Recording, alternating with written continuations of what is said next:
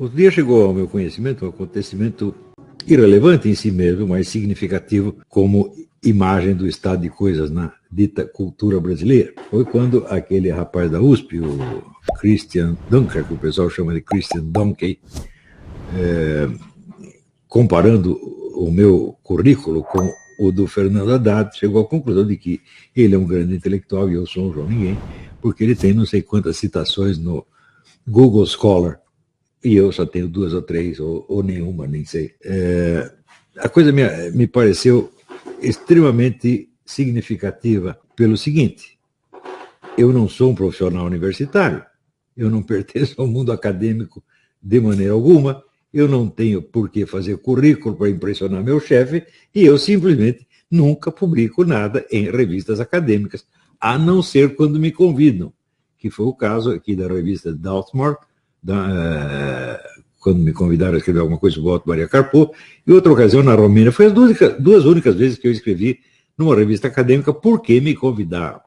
Eu sou um escritor e não um acadêmico. Isso deveria ser óbvio à primeira vista. Mas como é que isso desapareceu? Né? Como é que o sujeito foi procurar referências minhas onde elas não poderiam estar de maneira alguma? Seria a mesma coisa que ele procurar referências minhas na Associação Nacional dos Criadores de Jegues. Ele não ia encontrar coisa nenhuma, talvez encontrasse a respeito dele mesmo, mas não minha. Como pode ser totalmente despropositado? Ora, os escritores não têm Google Scholar. Se você procurar Google Scholar, Solzhenitsyn, Dostoiévski, simplesmente não tem. Né? Isso é o normal que não tenha. Você veja, agora mesmo no carro a gente estava comentando, se você procurar, por exemplo, a história crítica do José Ortega y Gasset, durante uns 10 anos ele foi diretor da Faculdade de Filosofia na Universidade de Madrid, então tinha um monte de referências acadêmicas. Depois foi exilado, andou pelo mundo, aí escrevia em jornal, fazia conferência, etc. Acabaram as referências justamente na época em que ele estava escrevendo as suas coisas mais importantes. Então, normalmente, as pessoas têm ideia de como se forma, vamos dizer, o prestígio dos profissionais das várias áreas, das pessoas dedicadas às várias áreas. Não é isso? Então, por exemplo, se o sujeito é um pintor, bom, você não vai procurar referência dele nas revistas de música, sim ou não? Né? E assim por diante.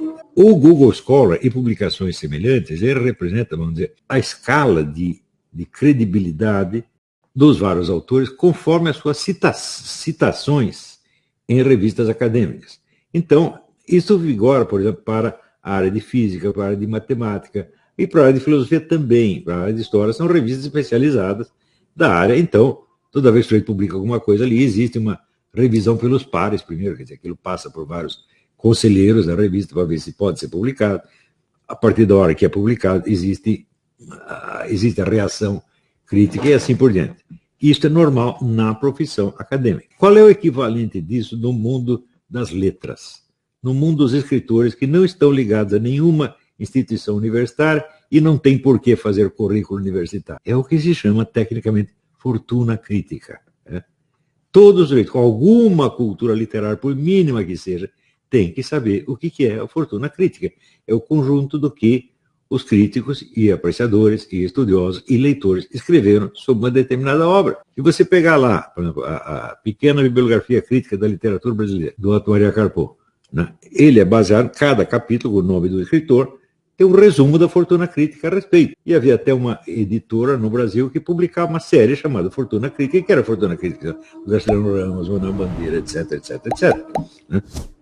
Pedro Nava e outros. Então, eu pergunto, como é possível um profissional acadêmico, um estudioso acadêmico, que posa de intelectual, não saber o que é uma fortuna crítica, não ser capaz de buscar a fortuna crítica do Olavo de Carvalho, e sim procurar referências dele em revistas acadêmicas com as quais ele não tem absolutamente nada a ver. Então, eu perguntei, como foi possível chegarmos a esse ponto? Isto é o reflexo nacional de um processo mundial de absorção ou usurpação de todas as atividades intelectuais pelo establishment universitário. Isso começou há muito tempo e já se tornou, vamos dizer, tema de debates e de crítica há muito tempo nos Estados Unidos e na Europa. Existem livros inumeráveis sobre isso. Houve um até que foi publicado no Brasil, que é Os Últimos Intelectuais, o Russell Jacoby, né? Onde ele mostra ali o desaparecimento do que antigamente se chamava intelectual público, pessoa que discutia para a plateia geral, como tinha desde o século XIX, Matthew Arnold, nos Estados Unidos aqui tinha o Norman Mailer, são escritores que opinam sobre alguma coisa. Né? Na mídia em geral, na mídia de interesse geral, em conferências, em artigos e em livros. É isso que eles fazem. Se você for procurar o Google Scholar dessas pessoas, simplesmente não existe, porque o Google Scholar só está interessado no ranking acadêmico. Né? Então, mas não é possível alguém ignorar isso. Como chegamos a este ponto? Assim, a partir dos anos 40, no pós-guerra, nos Estados Unidos, começou este processo de a universidade assambarcar todas as atividades intelectuais e graduá-las à sua maneira, ou seja, burocratizar as profissões intelectuais. Isso devastou a literatura, a filosofia, etc. E este fenômeno é amplamente reconhecido nos Estados Unidos. O livro do Russell Jacobs foi publicado, eu acho que há 30 ou 40 anos. Foi um sucesso extraordinário. Vários outros livros se seguiram. E isso se tornou, o estudo deste fenômeno se tornou nos Estados Unidos uma especialidade acadêmica dentro da área de sociologia. O livro mais importante aí, eu não consegui achá-lo agora no barafundo aqui da minha biblioteca, mas é o do Randall Collins, que se chama The Credential Society, a Sociedade das Credenciais, onde você interessa menos pela sua obra, pelo que você está fazendo, mas pelas suas credenciais acadêmicas. Tá certo? Esse livro também é de mais de 30 anos atrás. Existem muitos outros. Aqui, por exemplo, Professional Powers, um estudo da institucionalização do conhecimento formal. Elliot Friedson. Né? Esse aqui, Seeing Like a State, ou seja, toda a produção do conhecimento é vista sob o ponto de vista do seu interesse estatal, e é catalogado em função disso. Aqui, The Rise of Professionalism, Magali Sarfati Larson. Monopólios da competência e mercados protegidos. Estão vendo aí? E existem inúmeros outros. Isso tudo está dentro de um processo mais longo, que é o processo de destruição da cultura e da educação nos Estados Unidos. Um processo a que os americanos são muito sensíveis há 50 anos. Começaram a denunciar, a publicar isso aí há 50 anos. E o livro padrão, por assim dizer, a respeito é esse aqui, Charlotte Iserbyt, né? A Estupidificação Deliberada da América. É um livro que alguém está publicando no Brasil, inclusive me pediu um prefácio, eu vou fazer o prefácio, calma aí. Né? Eu coloquei esse livro em circulação, um editor inteligente descobriu que existe isso, e, embora esteja centrado nos problemas americanos, ele é de interesse geral, porque é um processo que se observa por toda parte, pela simples razão de que tudo que aparece nos Estados Unidos os outros copiam, o bom e o mal. Então, dentro deste processo, aconteceu que, de geração em geração, o que se perde de conhecimento é uma coisa monstruosa. Em geral, as pessoas sabem do conhecimento acrescentado, mas raros vão investigar o que se perdeu. E uma coisa que se perdeu no mundo geral foi, no mundo em geral, e especialmente no Brasil, já digo por quê, foi essa diferença entre o que são as profissões literárias e o que são as profissões acadêmicas, que é uma coisa que deveria ser óbvia para todo mundo e que nos anos 60, 70, 80 ainda era. Então, ninguém se lembraria de procurar o ranking acadêmico, sei lá, das obras do Graciliano Ramos ou do Otto Maria Carpo. O Otto Maria Carpo, aliás, é altamente significativa disso, porque foi, sem dúvida, o maior intelectual universitário brasileiro, o único verdadeiro acadêmico que existiu no Brasil. Ele nunca teve uma profissão acadêmica nem por um único dia. Sabiam dessa? O Otto Maria Carpo chegou no Brasil com uma carta de recomendação do Vaticano e foi pedir um emprego para o Alceu Amoroso Lima, que era o chefão da intelectualidade católica no Brasil. E o Alceu, que era sempre um homem importante, viu chegar aquele hominho esquisito, gago, né? E arrumou para ele um emprego de bibliotecário no interior do Paraná. Quer dizer, enterrou o sujeito, né? E o Otto Maria Carpo ficou lá, isolado no Paraná. Chegou uma hora que ele não aguentou mais, falou, não, isso aqui de fato não é para mim, eu não posso ficar classificando o livro para moleque de ginásio, né? Depois de eu ter tido. O Otto Maria Carpo, ele tinha diplomas de física, de biologia, de matemática, de literatura e de filosofia, na Áustria, onde era um dos centros universitários mais altos do mundo. Ele chega com esta formação acadêmica e ninguém o reconhece ou joga no interior do Paraná. Ele volta para o Rio, né? Vive durante um tempo de vender os livros da sua biblioteca, não tinha o que comer, até que ele encontra o Álvaro Lins, que era o crítico literário do jornal Correio da Manhã, e o Álvaro Lins lhe dá uma chance no Correio da Manhã, e ele faz uma carreira como crítico literário e copydesk do jornal Correio da Manhã.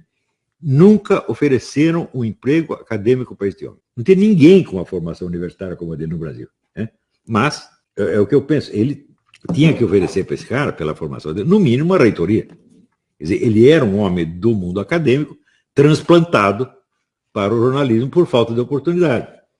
Isso acontece no Brasil. Do mesmo modo, o Mário Ferreira dos Santos. O Mário Ferreira dos Santos deu aula na universidade durante 20 dias, no último ano de vida dele, estava morre ou não morre, tinha que dar aula com o balão de oxigênio grudado, porque o padre lá dos Anjos o descobriu e o chamou para dar umas aulas na Faculdade Nossa Senhora Medianeira. A carreira do Mário Ferreira inteirinha foi feita fora dos cânones acadêmicos, do meio acadêmico. Portanto, se você procurar, cadê o Mário Ferreira dos Santos no Google Scholar? Não tem. Então, se você pegar as duas maiores inteligências que houve no Brasil no século XX, nenhum deles está no Google Scholar. Eu também não estou, porque eu não sou de lá. Agora, como é que pode um professor universitário ignorar isso? Significa que ele não tem nenhuma cultura fora do que o círculo profissional dele lhe deu. Ele não sabe mais nada além disso. E ele julga tudo por isso. Isso é definição do provincianismo. Provinciano é o negro que acha que o mundo é igualzinho à sua província. Não imagina que haja nada diferente fora daquilo. Então, no Brasil, houve essa provincianização da cultura, de modo que quanto mais provinciano e ignorante o sujeito é, mais ele se apoia no consenso daquele seu meio profissional limitado e acha que aquilo é tudo. E este fenômeno, vamos dizer, esse é muito mais grave do que a roubalheira do PT. Porque a roubalheira do PT começou muito depois disso e foi possibilitada por isto. Se você não tem um círculo de intelectuais sérios, capazes de discutir os grandes problemas e avaliar o que presta e o que não, presta e o que não presta, acontece que os critérios de julgamento vão embora e as condutas mais aberrantes começam a ser normais, por aquele princípio do Emile Durkheim. A capacidade que uma sociedade tem de perceber a normalidade é limitada. Se uma normalidade prossegue por certo tempo, ela é normatizada. E isso aí é tanto mais profundo e intenso num país com poucas estruturas de alta cultura como o Brasil. Quer dizer, o pessoal já não tem muito critério. Então chega um sujeito, um idiota qualquer, falando um monte de besteira, mas falando com voz grossa e trazendo credenciais, entre aspas, da Europa, da América, pronto, todo mundo cai. Agora nós corremos esse perigo, se vocês querem saber. Eu não vou discutir isso ainda, porque não é a hora, mas vocês podem ter certeza, a hora que Jorge Soros e outros potentados globalistas perceberem que os seus agentes esquerdistas foram definitivamente derrotados, eles vão tentar agir pelo outro lado e penetrar no governo Bolsonaro, mas vão tentar mesmo. Né? Só que eu não estou dormindo, eu sei, sou daquele filme, eu sei quem você é e vi o que você fez. Né? Então, eu vou contar tudo para o Bolsonaro em tempo de acordá-lo se, por acaso, ele estiver dormindo na área. Tá certo? Não tenho dúvida que isso não é que vai acontecer, isso já está acontecendo. E na seguinte, é o que eu disse para ele, capitão, quando eu for eleito aí é que vai começar a briga. A briga começa por aí. Quem vai mandar na educação brasileira? Porque o Ministério da Educação é o menos vistoso no presente, no dia a dia jornalístico, mas a longo prazo é o mais decisivo.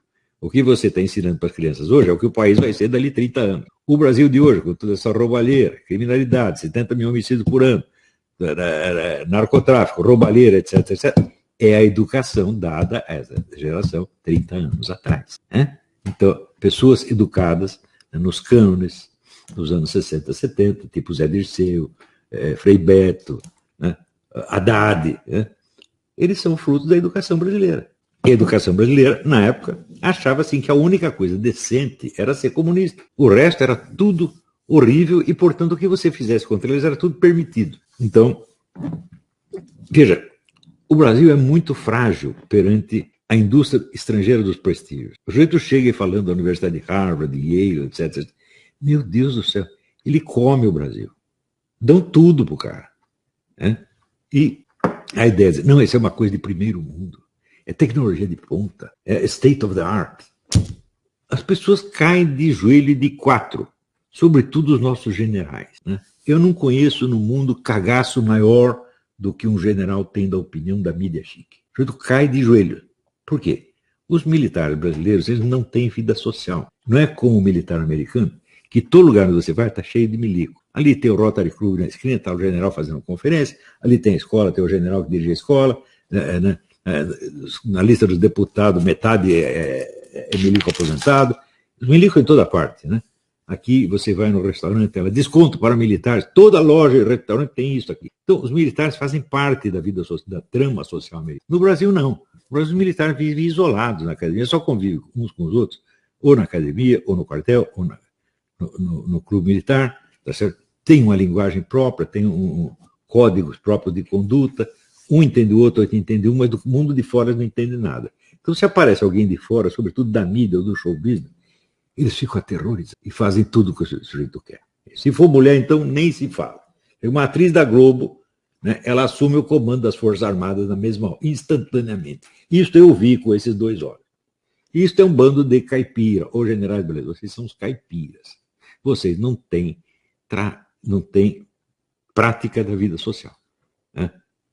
E vocês, por isto mesmo, são facilmente ludibriados por prestígios artificiais, como esse prestígio de, sei lá, essas academias, ONGs financiadas por Jorge Soros e outros. Meu Deus do céu, você tem que largar de ser caipira, pô.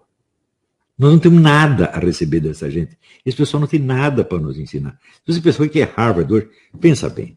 O Barack Obama foi diretor da revista jurídica de Harvard. O Barack Obama é semi-analfabeto. Apenas 5 trabalhos acadêmicos dele foram publicados. O resto ele escondeu e fez bem de esconder. Os 5 mostram que o sujeito é analfabeto.